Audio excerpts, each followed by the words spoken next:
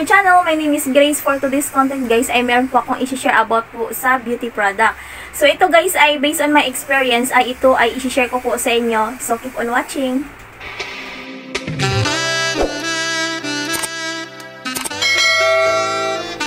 So ayan, nandito na po tayo guys. I-share ko po sa inyo about po dito sa nagamit ko. Actually, dalawang beses na po ako nakagamit nito eh. So yung isa po, yung isa ay naitapon ko na po yung lagayan. So ito po yung pangalawa. So itong Brilliant po Whitening Facial Set. Maintenance set siya. Maintenance talaga siya guys. Hindi po ako gumagamit ng yung nakakabakbak, yung brilliant talaga na kulay pink. Brilliant na kulay pink. So yan, ipapakita ko sa inyo yung picture. So yan po yung nakakabakbak yung toner niya. So hindi po ako yang doon sa toner na yon dahil sensitive po yung skin ko. Baka naman po nakakatulong po sa inyo. Ginagamit ko po siya, na experience ko talaga siya na nakakatanggal po siya ng mga anong tawag dito, yung mga tumutubo ditong maliliit, yung parang warts yan.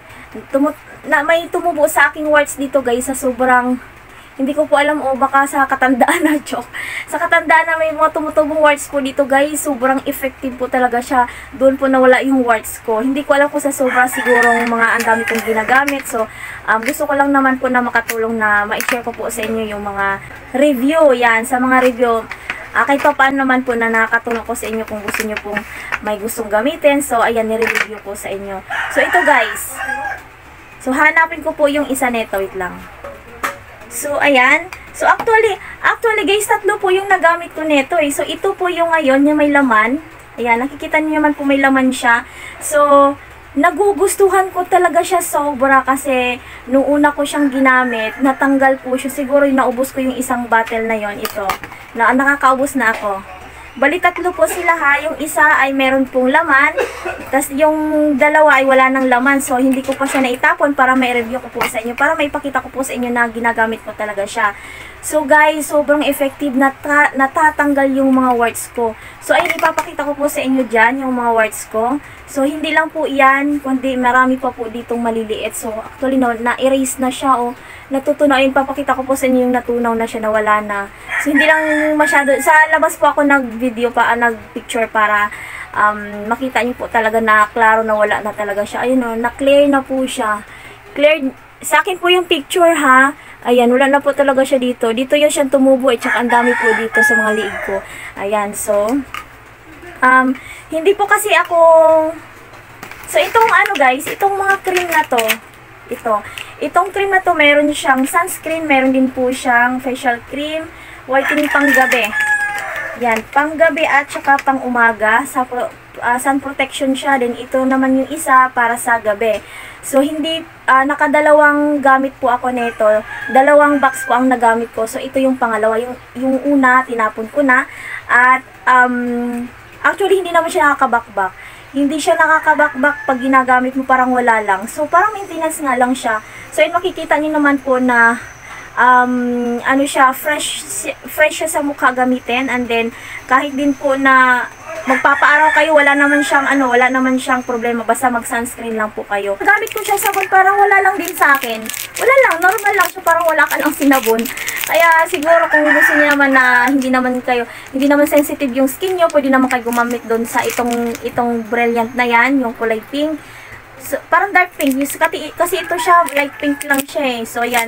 Ang kulay din po nitong sabon na ito, yung dark pink ay, ano siya, papaya talaga siya, papaya siya. Nakagamit po ako ng kunti lang nun, kalahati lang kasi nahingi ko sa kapatid ko. Tapos, ito yung laman niya sa Brilliant Maintenance Set. So, ito ay hinati ko siya. So, itong isang buo, yung isang kalahati nito, nandun pa sa CR at hindi ko siya kinuha. Kasi, at saka hindi siya lusawin. Hindi siya lusawin guys. At saka, mabango. I think parang perla. Parang perla yung amoy niya. Ayan. So, maganda naman siya kung i-maintenance mo talaga. Pero kung gusto niyo naman po na sobrang magbabakbak yung mukha niyo, dyan na kayo sa kulay pink na Brilliant. Nakakaano talaga siya, nakakabakbak. And then, kung gusto niyo naman na hindi magre-react yung mukha niyo, sa gabi niyo siya gamitin. And then, nakakatanggal din po siya ng mga warts. Based sa aking mga kwento lang po ng aking customer na si ate doon. Nakalimutan ko yung name niya. So, nagkwentuhan kami about dito sa Brilliant na to. Tapos, sabi ko, maganda naman siyang yung maintenance set na ginagamit ko. And then, sabi naman niya, ang ginagamit niya ay yung kulay pink kasi mas maganda daw talaga gamitin yung toner. Yung toner talaga ang nakakabakbak dun, guys. Yung toner, gagamitin niya sa gabi. Hindi siya gumagamit sa umaga kasi sobrang magbabakbak. Magre-react yung mukha niyo, guys.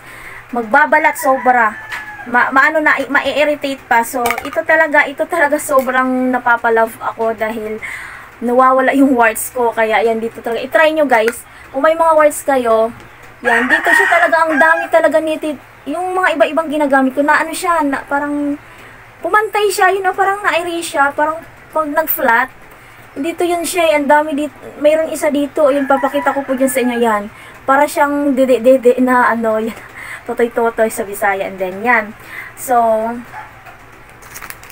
ayun guys. So, ang meron pala dito sa kung paano siya gamitin. Directions for use, Gluta Arbutin Soap.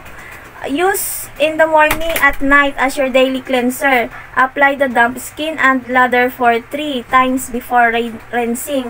So, ayan guys, ang itong sabon na ito kasi wala ko masyadong, hindi ko masyado ramdam.